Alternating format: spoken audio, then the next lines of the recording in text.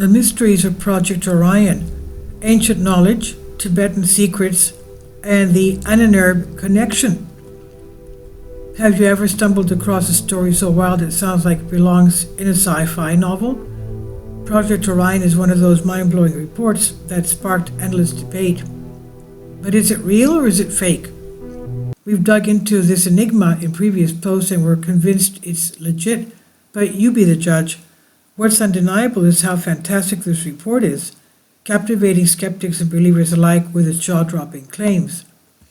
Ancient wisdom only a time traveler could know. Imagine a document so ancient it could only have been written by someone who witnessed Earth's evolution from the dawn of time, or from beyond our planet. That's the vibe of Project Orion.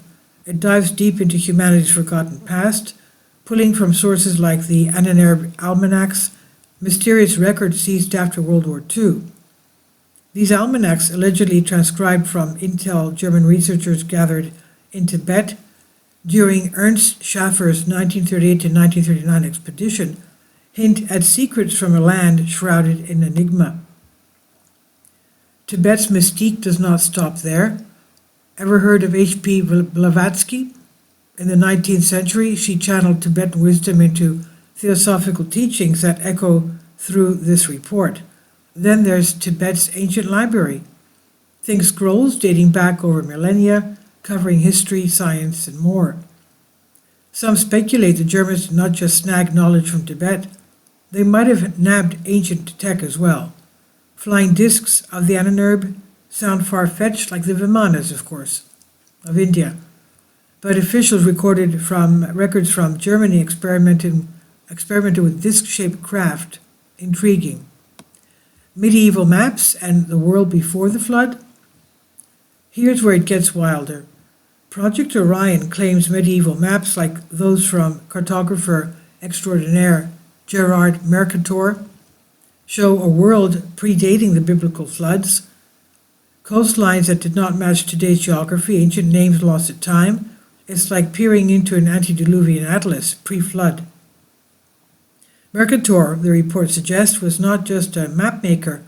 He advised Ivan the Terrible, dubbed Horde Tsar of the Great Mongol Empire, aka Charles V in some chronicles.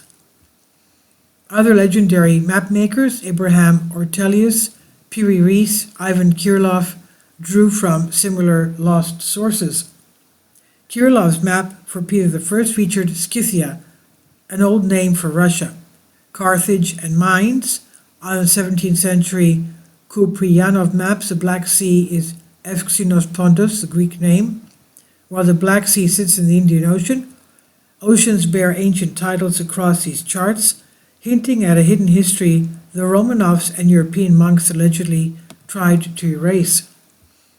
The library of Ivan the Terrible and the cover-up? Speaking of cover-ups, the report drops a bombshell. In 1694, Patriarch Andrian hunted for Ivan the Terrible's legendary library.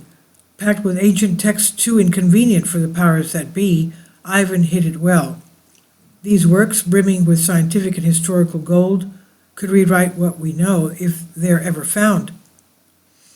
Armageddon Countdown, Ahnenerbe's apocalyptic math. Fast forward to the 20th century, the Germans took the stuff seriously. Project Orion cites Ahnenerbe documents predicting Armageddon in, wait for it, the year 2014. Remember the doomsday buzz back then? It wasn't just hype, it ties to those records. The reports lay out a timeline of past cataclysms. First Armageddon, 199,586 BC. Second Armageddon, 84,386 BC. Third Armageddon, 12,386 BC. That's about 13,000 years ago. That's about the time of the Younger Dryas comet impact. Between cycles of 14,400 years unfold, 8 between the first two, 5 between the second and third. Floods hit every fourth cycle, triggered by Earth's Pacific side aligning with the orbit of an iron planet Nibiru, perhaps. If 2014 was the fourth Armageddon, that's one cycle since the last totaling 14. Ernst Schaefer's team crunched these numbers, and while I hope they miscalculated, it's chilling to ponder. Tibet's cosmic clues, granite slabs, and binary scrolls. In 1938, a German photographer got rare access to Lhasa's Potala Palace dungeons, snapping pictures of a granite slab and the scroll with binary coded circles. Researchers saw it as a 1.5 million year old map of our solar system's planets. The report teases what's next: flooded continents, submerged lands, but since 2014 passed without apocalypse. And why this matters now? Governments prepping for this, per the report. Whether you buy into Project Orion or not, it's a rabbit hole worth exploring. Search Project Orion and brace for a wild ride. What do you think? Hidden history or elaborate hoax? Please leave your comments, and thank you for your support. And this is on Solask. Please support my Patreon account.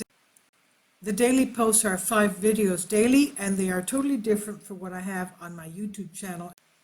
Thank you so much for your support, and that you find all my content so interesting. You'll find the Patreon account details in the description box below.